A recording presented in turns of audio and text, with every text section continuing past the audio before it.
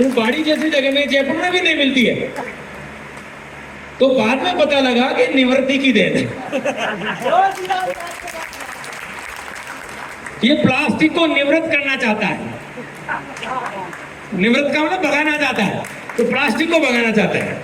जो दोनों हमारे युवा अधिकारी मंच पर है, और एक हमारा डॉक्टर, जैसे ये हर घर शिक्षा है, डूअर टू शिक्षा, ऐसे ही हमारा डॉक्टर हरि सिंह मीना मेरे गांव का है, गंगापुर में बामबौड़ी का रहने वाला है, खिरनी का छोटा गांव है। इसने भी हर घर डॉक्टर को पहुंचाने की मुहिम उठा रखी है। वो भी आज यहाँ है। एक दूसरे डॉक्टर जो प्रोफेसर है आपके यहाँ, हड्डियों के बड़े डॉक्टर हैं करौली में, और आप ही के एरिया के हैं। सुना है डांग में बहुत मुश्किल होता है इस तरह की चीज। तो एक यंग हमारा ऑर्थोपेडिक सर्जन यहाँ सामने बैठा है, हमारे सियाराम जी, हमारी बहन जी, और यहाँ पधारे हुए सभी, और इनको बुलाने वाला जिसने इनको सबको बुलाया, मुझे भी बुलाया, किधर गया रोहित भाई, रोहित नाम है ना? रोहित क्रिकेट में भी कोई नाम सुना है मैं? Very good. तो हर घर शिक्षा अभियान का जब निमंत्रण मुझे मिला, करीब 1 महीना हो गया, रोहित का फोन आया कि सर हम बाड़ी में एक प्रोग्राम करना चाहते हैं। मैंने पहले तो आप बताओ क्या है ये हर घर शिक्षा अभियान। तो उसने बोला साहब हम गांव में जाते हैं, बच्चों को सिलेक्ट करते हैं और उनको घर पे चबूतरे पे जहाँ स्थान मिलता है वहाँ उनको पढ़ाते हैं। तो मैंने कहा क्या है? बोला एक NGO खोला है मैंने कहा आप क्या करते हो? बोला मैं एक बेरोजगार विद्यार्थी हूँ। तो मेरे को एकदम क्लिक किया कि हम अफसर बन करके कोई भी बड़ा अभियान चला सकते हैं, हम सक्षम हैं। लेकिन एक बच्चा जो खुद अभी संघर्ष कर रहा है, वो अगर समाज के लिए इतना काम कर रहा है, तो मैंने कहा भाई 4 घंटे की जगह भले 5 घंटे ही लगे जयपुर से आने में, बस एक शर्त है, मुझे संडे को रखना, क्योंकि हम सरकार में बैठे हैं, संडे के अलावा आना बहुत मुश्किल है। इसने कहा सर संडे को रख लेंगे। तो ये डेट मैंने ही दी थी उसको, 29 जून की। और इसके कहने से मैं 4 घंटे दूर से आया, और सिर्फ इसलिए आया कि इसका जो मन है, इसकी जो टीम है, जो ये कार्यक्रम कर रहा है, ये इतना जबरदस्त कार्यक्रम है कि इसके रिजल्ट सदियों तक याद किए जाएंगे। ये कहानी है ना कि एक बार कहीं आग लग गई थी, तो गांव में खूब आग लग गई। आग लगाने वाले तो कोई बुझाने वाला गांव से आया नहीं, देखते रहे आग लग रही है और लगने दो। लेकिन एक चिड़िया चोंच में पानी लेकर के उस आग को बुझा रही थी। तो किसी ने पूछा कि इतनी बड़ी आग को एक चिड़िया कैसे बुझाएगी? तो चिड़िया ने बोला कि जिस दिन इस अग्नि की हिस्ट्री लिखी जाएगी, इतिहास में इस अग्निकांड की बात होगी, तो उस दिन तुम भागने वालों का नाम आए नहीं आए, लेकिन इस चिड़िया का नाम जरूर आएगा जिसका नाम आग बुझाने वालों में आएगा। तो ये जो शिक्षा की आग है, आज समाज में शिक्षा की आग कह सकते हैं हम।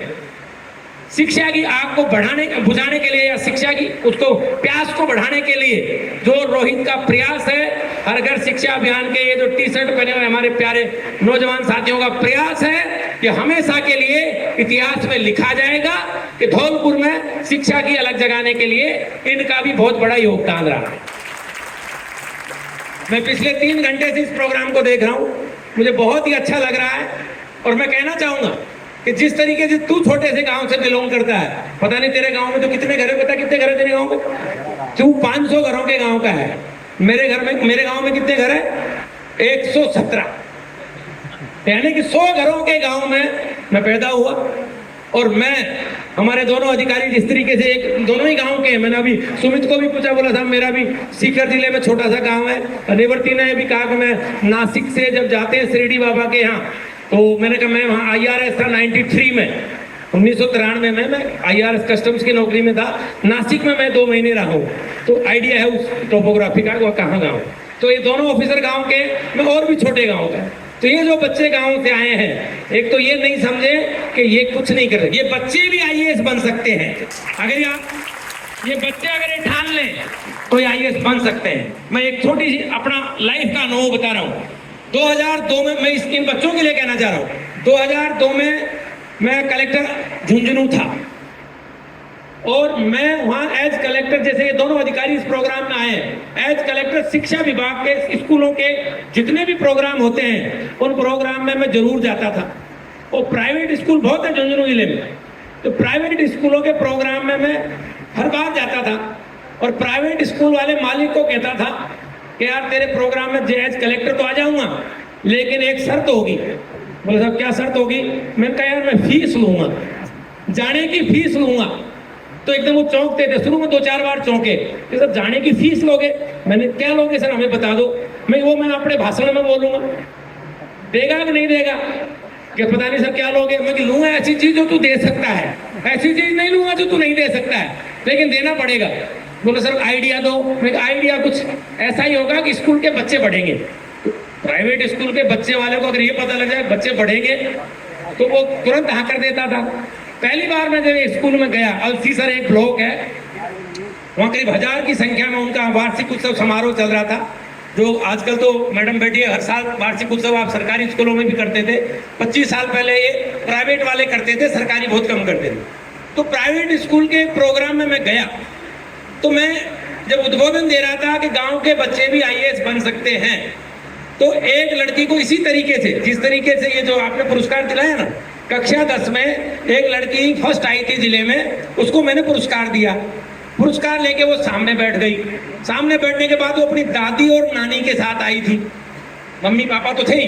तो उसकी दादी उसको बोलती है, ये कहानी बाद में मुझे उसने बताई, उसकी दादी उसको बोलती है कि बेटा देखो ये कलेक्टर साहब ने जो भाषण दिया है कि गांव के भी कलेक्टर बन सकते हैं, अंग्रेजी नहीं आए तो भी बढ़ सकते हैं, और कितनी भी परिस्थितियां खराब हो आईएएस बनना आसान है, लेकिन मन में दृढ़ इच्छा शक्ति हो तो कोई भी आईएएस बन सकता है। तो मैंने जो भाषण में दिया तो उस लड़की को उसकी दादी ने बोला कि बेटा तू भी कलेक्टर बनना। तो लड़की कक्षा 10 में बोलती हाँ नानी और दादी को कहती दादी मैं भी कलेक्टर बनूंगी। और 2002 के बाद 2017 16 बैच में वो लड़की आईएएस बन गई। 16 बैच।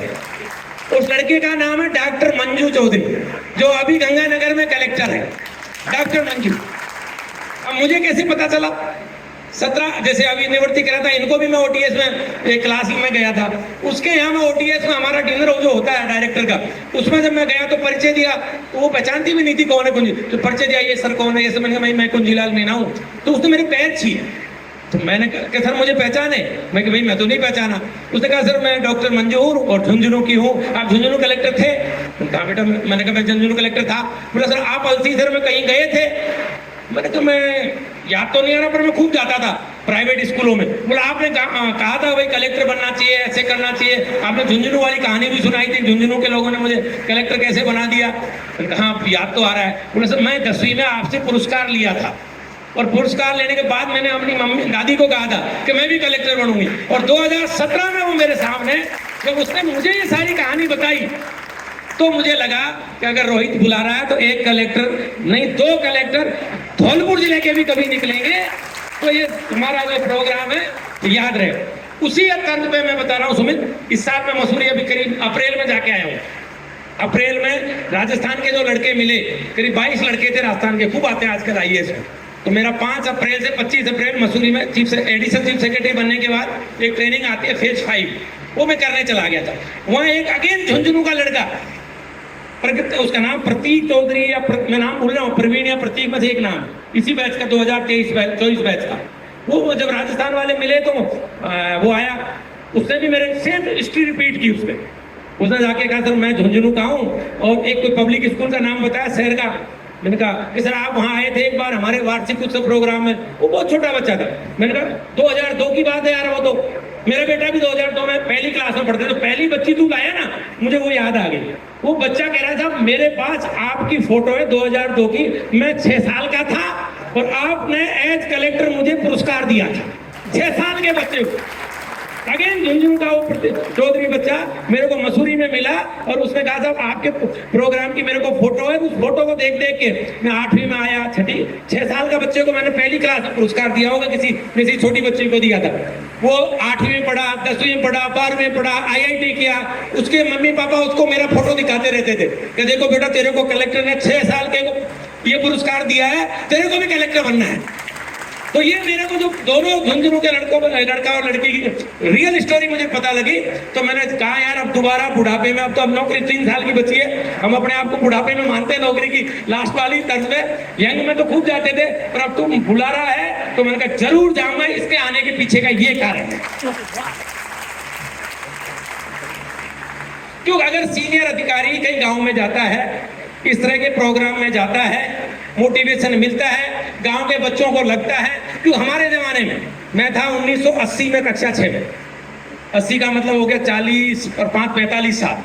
45 साल पहले बहुत कम IAS ऑफिसर गांव में जाते थे। फिर भी मुझे थोड़ा सा याद है कि एक प्रतियोगिता होती थी टूर्नामेंट की, गंगापुर सिटी में GS संधू साहब 80 में नए IAS बने थे, 79 बैच के IAS ऑफिसर थे, वो हमारी टूर्नामेंट प्रतियोगिता का उद्घाटन करने आए थे। तो किसी ने कहा IAS में क्या होता है, IPS में क्या होता है, चाहे भली से वो ASP है तो भी SP कहलाएगा, IAS में चाहे SDM है तो भी कलेक्टर कहलाएगा, और चीफ सेक्रेटरी है तो भी गाँव वाले तो उसको कलेक्टर साहब ही बोलते हैं। मेरे गाँव में अभी कुंजीलाल जी कलेक्टर साहब, भले additional chief secretary, principal secretary सब बन गए। तो उन टाइम पे जो SDO साहब ने परीक्षा हमारा उद्घाटन किया था टूर्नामेंट का, तब हमने किसी को IAS को पहली बार शक्ल देखी। थोड़ा थोड़ा याद है, तो मैं होशियार था पढ़ने में, तो याद रहता था हाँ यार कलेक्टर ऐसा होता है। उसके बाद में कक्षा 10 में, मैं 10वीं में जैसे ये बच्चे फर्स्ट आए थे, मेरी स्कूल में मैं फर्स्ट आया, और मेरी पंचायत में 1985 की बात है, मेरी गांव में राम सिंहपुरा था, मैंने कहा ना 117 घर है, मेरी पंचायत में एक IAS बना। 1985 में IAS बना, जून में रिजल्ट आया। उनका खेत और मेरा खेत बगल में था। मेरी जीजी, मदर को, माँ को हम जीजी बोलते हैं, मम्मी तो आज कहते हैं, पता नहीं हम सब लोग तो जीजी कहने वाले लोग हैं। तो मेरी जीजी जून में मूंगफली बा रखी थी, तो मूंगफली की रुखाड़ी करने गई। भरतलाल जी जो कलेक्टर बने थे, IAS बने थे, उनकी जीजी भी रुखाड़ी करने आई। दोनों डोकरियों ने बात किया, अरे आज हमारे छोरा को है ना रिजल्ट आ गया, जो बात तो IAS बन गयो, कलेक्टर बन गयो। तो मेरी जीजी ने घर आके कहा कि भाई आज सुंदरी में फादर का नाम ही लेते हैं, जैसे मुझे मोती का छोरा बोलते हैं, मैं मोतीलाल जी ईश्वर के पिताजी का नाम, वैसे उनका सुखलाल जी था कि भाई आज सुखिया को छोरो कलेक्टर बन गयो। तो मैं 10वीं में पढ़ता था, तो थोड़ा तो समझदार होता है बच्चा।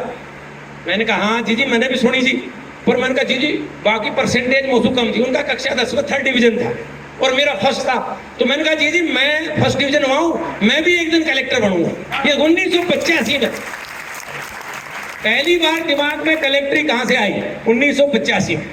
और उसके बाद में 86, उस टाइम फर्स्ट डिवीजन था। फिर 11वीं में करौली आ गया, आपके पास में ये डांग में है।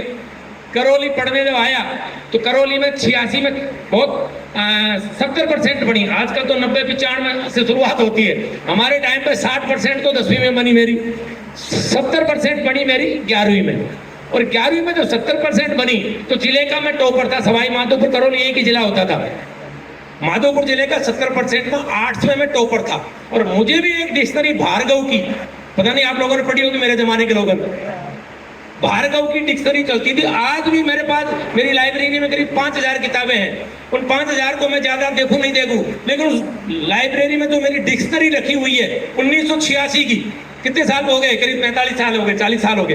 वो 40 साल पहले की डिक्शनरी को मैं पूछ के रखता हूँ कि वो मेरे को पुरस्कार के रूप में मिली थी। जिन बच्चों को आज डिक्शनरी दे रहे थे तो मुझे वो 86 के दिन याद आ गए थे कि यार मेरे को भी ये डिक्शनरी मिली थी।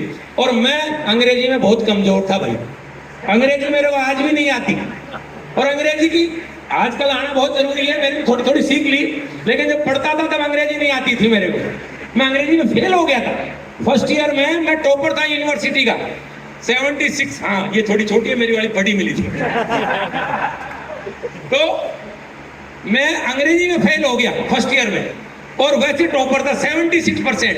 गंगापुर में बस में बैठा था, एक लड़के ने कहा मेरे को यार रिजल्ट तो आ गया कुंजीलाल, तू टॉप कर गया, लेकिन तू सप्लीमेंट्री भी आ गया। अब आप सोचो ये कैसे हो सकता है कि तू टॉप भी कर गया और सप्लीमेंट्री आ गया। तो मैंने कहा यार मुझे लगता है मैं अंग्रेजी में सप्लीमेंट्री आया हूँ। ये रियल लाइफ स्टोरी बता रहा हूँ मैं। तो फर्स्ट ईयर में अंग्रेजी को पास करना जरूरी था, लेकिन नंबर नहीं जुड़ते थे BA फर्स्ट ईयर में।